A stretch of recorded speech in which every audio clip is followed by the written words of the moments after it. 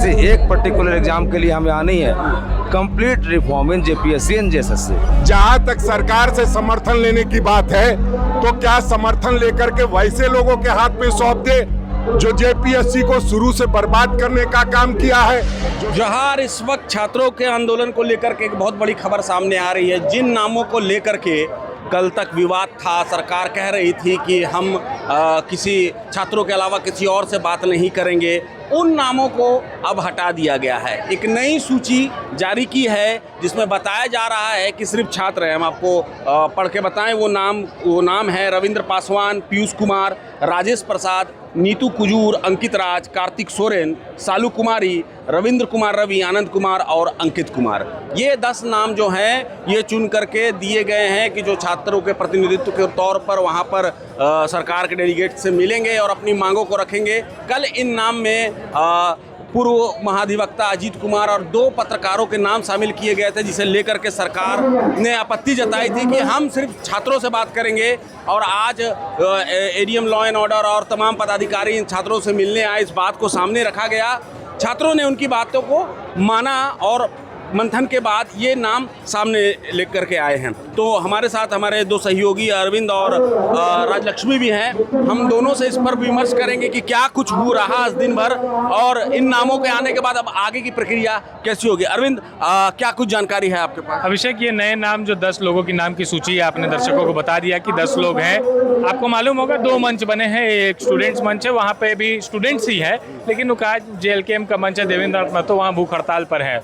अब जब सरकार के मंत्री जो हैं सुदीप कुमार सोनू ने सुबह बयान दिया था कि सरकार केवल छात्रों से बात करेगी और किसी से बात नहीं करेगी। उन्होंने बाबूलाल मरांडी पर भी आरोप लगाया था कि वो हाईजैक करने की कोशिश कर रहे हैं या फिर छात्रों को बरगला रहे हैं। कोचिंग माफिया बाबूलाल मरांडी छात्रों को बरगलाने की कोशिश कर रहे हैं। पूर्व महाधिवक्ता अजीत कुमार का नाम क्यों शामिल है और केवल छात्रों से ही बातचीत होगी। इसके बाद एसडीएम कुमार रजत और एडीएम लॉ एंड ऑर्डर आए थे, उनसे बातचीत हुई। उसके बाद छात्रों ने अपनी कमेटी में बातचीत करके एक नई सूची तैयार की।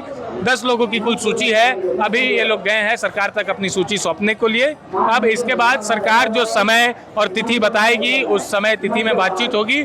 संभवतः आज कल में बातचीत हो जानी चाहिए। अगर सहमति बनती है इस सूची में, सरकार बात करने को तो तैयार है ही, तो लग रहा है कि वार्ता अब जल्दी हो जाएगी, क्योंकि इस डेलीगेशन में अब केवल और केवल छात्र है और सरकार भी कह रही है कि हमें केवल छात्रों से बातचीत करना है। तो बातचीत की ओर एक कदम और बढ़ चुकी है और जल्द ही बातचीत होने की संभावना भी दिख रही है। बिल्कुल। राजलक्ष्मी, आज आपने दिन भर आयशा का जो प्रोटेस्ट है वो भी कवर किया और विधानसभा भी गई, तो क्या कुछ रहा आज? आपने क्या कुछ देखा कि यहाँ के मूवमेंट से शुरू करते हुए आयशा के प्रोटेस्ट और विधानसभा की गतिविधियों को थोड़ा विस्तार से बताएं।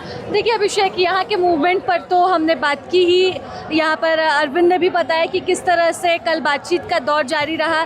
छात्रों ने लिस्ट तैयार की जिसमें एक महाधिवक्ता का नाम था और 2 पत्रकारों के नाम पर भी आपत्ति थी। इस वजह से आज सूची बदल दी गई है और यहाँ पर मंच जो है वो भले ही 2 हो, लेकिन इसी मंच से सारे नाम जो है वो गए हैं। तो इस वजह से भी अब जो है वार्ता की संभावना बन रही है। और बात करें विधानसभा की, तो वहाँ पर सिर्फ 15 मिनट का जो है सत्र चल सका है, मात्र 15 मिनट। 5 मिनट बजट सत्र हुआ, अनुपूरक बजट लाया गया था और 10 मिनट जो है वो हंगामे में भाषण हुआ है और फिर सत्र जो है वो बाधित रहा। बीजेपी पूरी तरह से पक्ष में है कि जब तक छात्रों से बातचीत नहीं होती हम तब तक सत्र चलने नहीं देंगे। तो ये एक बड़ा मुद्दा, बड़ा विवाद का जड़ जो है विधानसभा में देखने को मिला। छात्रों का मूवमेंट यहाँ पर, और संभवतः अगर बातचीत हो जाती है तो शायद बीजेपी के पास वो पुरजोर विरोध का मुद्दा न रहे। इसलिए भी सरकार चाहती है कि हम जल्द से जल्द बातचीत करें और उम्मीद यही है कि अब सिर्फ और सिर्फ छात्र इस डेलीगेशन का हिस्सा है। जो छात्र सरकार की मांग है, सुदीप कुमार सोनू कह रहे हैं कि सिर्फ छात्र होने चाहिए, तो सिर्फ छात्र हैं। देखिए, चाहेंगे राजेश ठाकुर जी हैं, पूर्व कांग्रेस अध्यक्ष हैं। देखिए, हम न यहाँ सरकार के प्रतिनिधि के तौर पे आए थे, न पार्टी के प्रतिनिधि के तौर पे आए थे। आप जानते हैं कि ये आंदोलन पिछले 13-14 दिनों से चल रहा है और जो बच्चे हैं वो हमारे बच्चे की तरह हैं। हमारे बच्चे भी इस लड़ाई को लड़ रहे हैं पहले से। वो एक अलग तरीका का उनका लड़ाई है, इनकी एक अलग लड़ाई है। उनकी पढ़ाई की लड़ाई है, इनके रोजगार की लड़ाई है। तो उसमें जो अपना नैतिक समर्थन होता है, और ये कहने आए थे कि आप अनशन पर बैठे हैं लेकिन अपने स्वास्थ्य का ख्याल रखिएगा और हर संभव प्रयास कीजिएगा कि आपको आपके आंदोलन में सफलता मिले। सफलता तभी मिलेगी जब बारी बारी से लोग और संजीदगी के साथ किसी के बहकावे में आए बगैर अपनी लड़ाई को लड़ेंगे। कल राहुल गांधी ने भी इनसे बात की है, वीडियो मैसेज भी जारी किया है। जिन्हें बात तो कल की है, पिछले 3 दिनों से वो लगातार इस बात को लेकर के परेशान थे कि आखिर समाधान क्यों नहीं हो रहा है। और आपने देखा कि हमारे जो राष्ट्रीय NSY के अध्यक्ष थे वो भी आए थे, माननीय मुख्यमंत्री से मिले थे। माननीय मुख्यमंत्री पहले से संजीदा, इसलिए मैं कह रहा हूं कि आंदोलन से पहले ये शुरुआत हो गई थी छापेमारी की। हाँ, उस पूरे सिस्टम को सही तरीके से कैसे काम करे उसके लिए छात्र आंदोलन जी, एक सवाल है कि छात्रों में बहुत आक्रोश है। विभिन्न परीक्षाओं के परीक्षार्थी जो है यहाँ पर जुटे हुए हैं। हर कोई ये कह रहा है कि उसकी परीक्षा में त्रुटि हुई है। अब सरकार किस तरह से उनकी बात सुनेगी? देखिए, सरकार के पास छात्र प्रतिनिधि गए हैं, जाएंगे, वो अपनी बात कहेंगे। सरकार और छात्रों में जो बातचीत होगी उसके बाद ही कुछ समाधान निकलेगा। और समझना होगा छात्रों को भी और सरकार को भी।